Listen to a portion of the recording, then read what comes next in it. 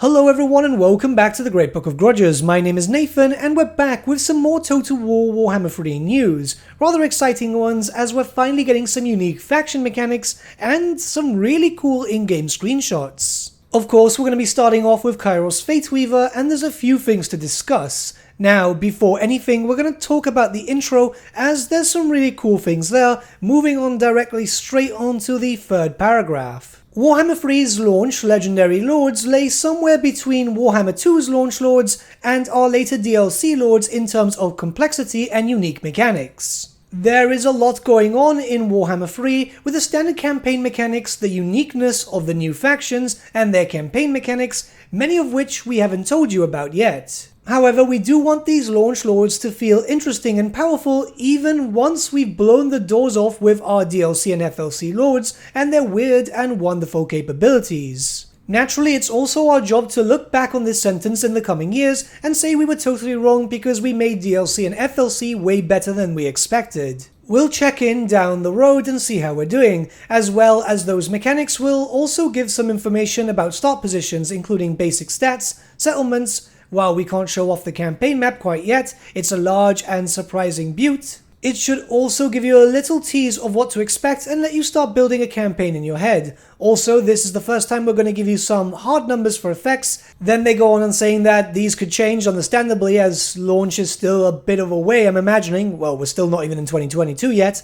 And don't take this as gospel, which, fair enough. But this is something really important that we need to discuss. They've said here that they're going to try and make base game lords comparable to that of DLC and FLC characters in the most recent DLC cycles, which is absolutely amazing, and hopefully this means that they'll go back to other characters and give them a bit of a facelift. Because let's be honest, all the base game lords from Warhammer 1 and Warhammer 2 and even some DLC lords really need some help. I must admit, even I was quite surprised regarding this news, and hopefully we're all excited about this. But now we need to jump in, and first up we need to go check out a screenshot. So we're going to start off with a screenshot before anything else, and this one is quite impressive as obviously this is the Lord selection screen for the Tzeentchian factions. Right now only Kairos is available because base game Lord. So it looks like the faction selection screen will change, though they're not going to really show off all the others. It's nice to see this is going to be less clumped up. The Warhammer 2 one is, well, pretty ugly. So again, we already know that Kairos' faction is known as the Oracles of Tzeentch. We know now that he has an initial normal campaign challenge, and there's a little bit of fluff there, which is obviously really good for people who are just being introduced to the universe. Now, what's absolutely awesome is that there are faction effects and lord effects, and before we discuss this, remember that they can be subject to change by the time that the game does get released. But for faction effects, we have enemy reinforcement time prediction accuracy plus 100%. This means that reinforcements are changing and there might be a blog on that in the future, and it's further pushed up with battle reinforcement time minus 50% and hero action success chance plus 15% for all characters. Hopefully there's a battle blog to detail the battle reinforcements and enemy reinforcements. And I've just realized that is for the faction effects, so all of the Oracles of Tzeentch will have some bonuses towards battle reinforcement time and enemy reinforcement time prediction accuracy. We'll need some clarification on that, but let's move on to Kairos' unique Lord effects itself. Can unlock unique items that can be used to customize Kairos' spell selection. This is further detailed in the blog, so let's continue. Enemy hero action success chance minus 50%, and finally ambush defense chance plus 50% for Lord's army. Yeah, that's pretty good. Well, the defense chance is actually really high. He's going to be very easy to defend against any invading Skaven forces, that's for sure. But that all sounds cool. Let's just jump into the text, because there is a lot of text. Let's start off with Oracle of Tzeentch faction effects. Starting simple but interestingly, the first two are naturally in use whenever you're fighting huge battles towards the end of the game, with many stacks converging to determine the fate of the world. Tzeentch knows all and sees all, and is far better at positioning his forces and knowing the location of the enemy than the others. Something of an invisible buff. You probably won't realize how much this has helped when it has, but you'll be winning suspiciously more battles than you expect. In the chaos of the broad conflicts that can happen in Warhammer 3 between multiple factions and alliances, you also may see more battles with reinforcements than you're used to. It's also the first you will have seen of some changes we've made to how reinforcing in battles works. There is now a timer for reinforcement determined by various factors, making it easier to take on two armies with one smaller one as they are naturally split. It also means that a tiny army backed by a much bigger one is a much less dangerous prospect, as you can win the battle before the reinforcements arrive. The Lightning Strike ability has also been modified to a 3-point skill, and now massively increases enemy reinforcement time for the first two ranks, enabling Lightning Strike battles at the third. Finally, if you're the one with reinforcements on the way, you can move the reinforcement marker on the map to a place of your choosing at the cost of extra time until the reinforcements arrive. For the other part, a hefty hero success chance boost has obvious benefits. Tzeentch heroes break down like this: Iridescent Horrors can assault garrison, assassinate and assault units, and the Cultist of Tzeentch can damage walls, wound and hinder replenishment. Okay, so let's get back. This has a lot of really cool changes. I like the fact that Lightning Strike isn't just a one skill thing anymore. I'm assuming that level limit has been modified, possibly going up to 50 or 60, something like that would be alright. But that works out really well because you have a different type of reinforcements on how they work. You can win a battle before reinforcements arrive, which is absolutely insane. I mean that in a good way, obviously.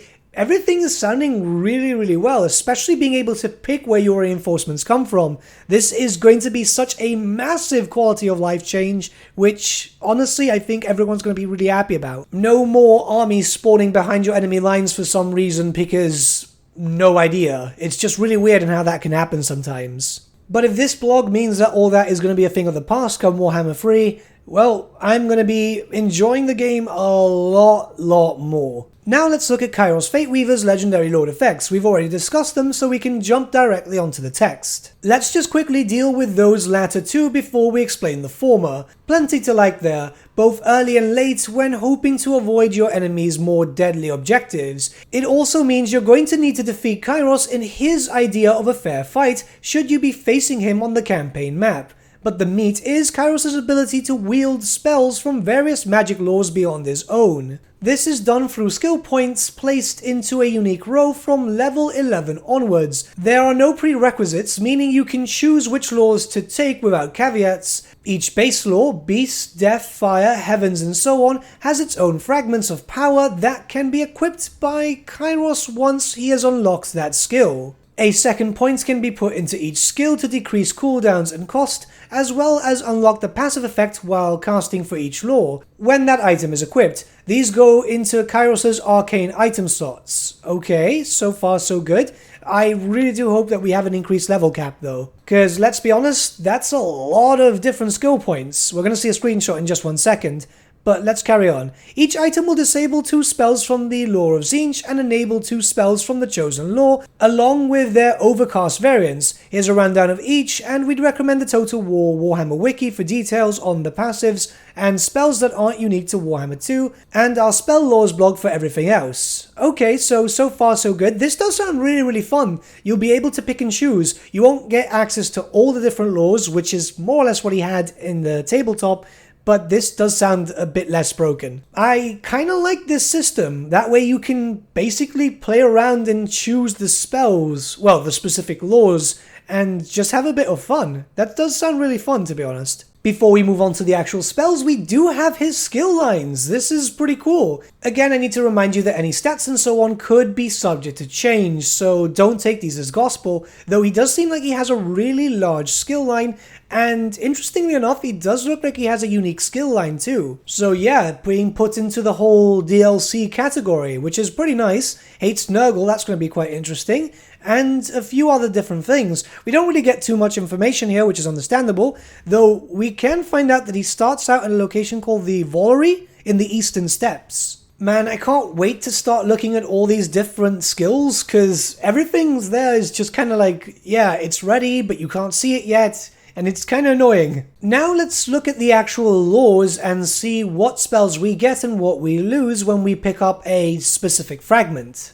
First is the Fragment of Gur, the Lore of Beasts. The spells gained are Curse of Anrahir and Transformation of Kadon, and the spells replaced are Gleam Magic and Infernal Gateway. We'll also be able to gain the Wild Heart passive trait.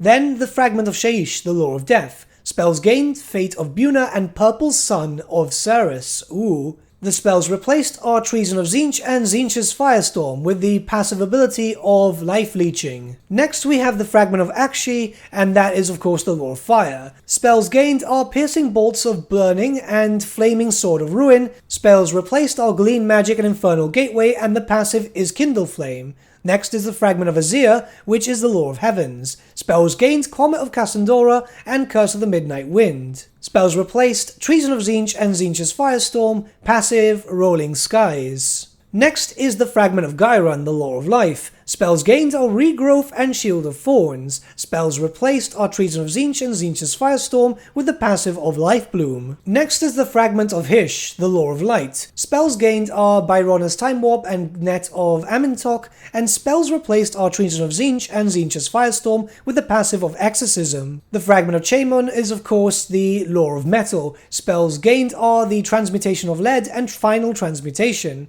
Spells replaced are Gleam Magic and Infernal Gateway with the passive of Metal Shifting. And finally the Fragment of Ulgur, the Lore of Shadow. Spells gained, Occam's Mindrazor and the Phenomenal Pendulum. Spells replaced are Gleam Magic and Infernal Gateway, and the passive is Smokes and Mirrors. Okay, so you won't be able to replace every single spell, but you still get some pretty good ones. There's a lot of really good spells here, a lot of fan favorites, and I'm assuming that switching out these items is going to take one turn's cooldown, so you'll be able to just muck around and pick and choose as you wish. I really do like that, but now we have to move on to the start position section of the blog.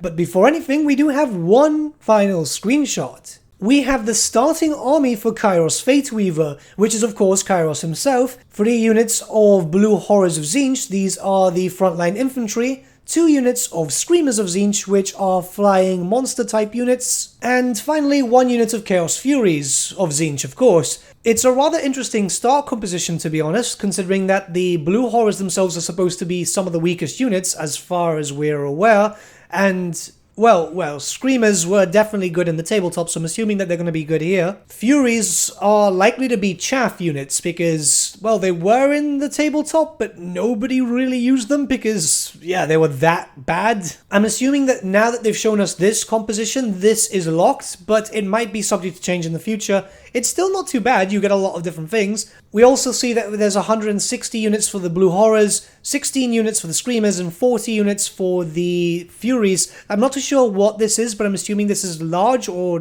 ultra. But let's not waste too much time here, as there is a few things that we need to talk about in the text. Kairos starts his campaign on the border of Cathay, with a region capital in his control, a Warriors of Chaos faction, Kazag, inhabiting 2 of the settlements. Oi! Warriors of Chaos! I must admit, I completely missed that when I read this before. That's interesting. Does that mean Warriors of Chaos are getting an update at the beginning? I mean, we are fully aware that Warriors of Chaos can't inhabit so far, but this might be interesting. But let's continue. At the minor Cathay faction, Imperial Wardens, in the final slot of that region. Okay, so it's a 4-settlement region. And I don't know, man, this sounds interesting. I keep going back to the whole Warriors of Chaos faction. This is making me think a lot of different things. We'll leave that for later. Right now we have to discuss what we have in front of us. The Imperial Wardens also have an army on your borders. Okay, so that's likely to be the starting army, so yeah, nothing special about that. Uniquely, you're not at war with Kazag and can use the changing of the ways to take their nearby settlement as early as turn 2. On the other side lies a minor Khorne faction, Karnef's Sons, some more Tzeentchian followers in the Flaming Scribes, and a few native denizens of the Darklands. Chaos Dwarves, just say Chaos Dwarves. Tutorials, natural inclination, and the fact that you can't make peace will push you off towards Cathay. But those bastion gates are not easy targets, and the powerful armies of Miao Ying will regularly rove outside the walls to try to sack your settlements. Well-placed walls and picking off or subjugating the other Warriors of Chaos faction, the dreaded Woe, will serve you well. Well-placed walls. Okay, cool. So Tzeentch can build up walls. I'm assuming all of them can?